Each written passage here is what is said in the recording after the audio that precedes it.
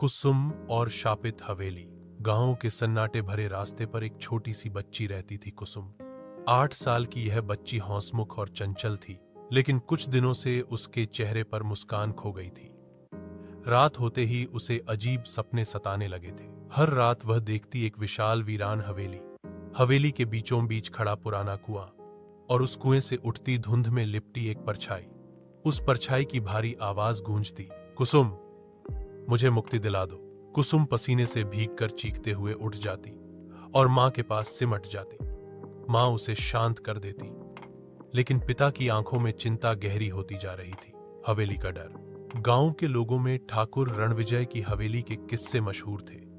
कहा जाता था कि ठाकुर ने अपने जमाने में जुल्म ढाए थे और उस हवेली में अनगिनत राज छिपे हैं। हवेली के पास जाने की हिम्मत किसी में नहीं थी। लोग मानते थे कि हवेली और कुआं दोनों शापित हैं। जब कुसुम ने अपने सपनों का जिक्र किया और हवेली का जिक्र किया तो सब दंग रह गए। बच्ची पर भूत का साया है, गांव के लोग बोले, पर कुसुम की बूढ़ी दादी बोली, नहीं, यह बच्ची चुनी गई है। हवेली का राज उसी से खुलेगा। हवेली की दहलीज। एक दिन पिता ने निश्चय किया कि वे खुद हवेली जाकर देखेंगे। कुसुम ने जिद की, मुझे भी ले चलो बाबा। पुरानी हवेली के दरवाजे पर जंग लगे कुंडे कराहते हुए खुले। अंदर घना अंधेरा, टूटी छतें और दीवारों पर फैले जाले हवेली को और डरावना बना रहे थे। बीचों बीच वही कुआं खड़ा था, गहरा और रहस्यमयी।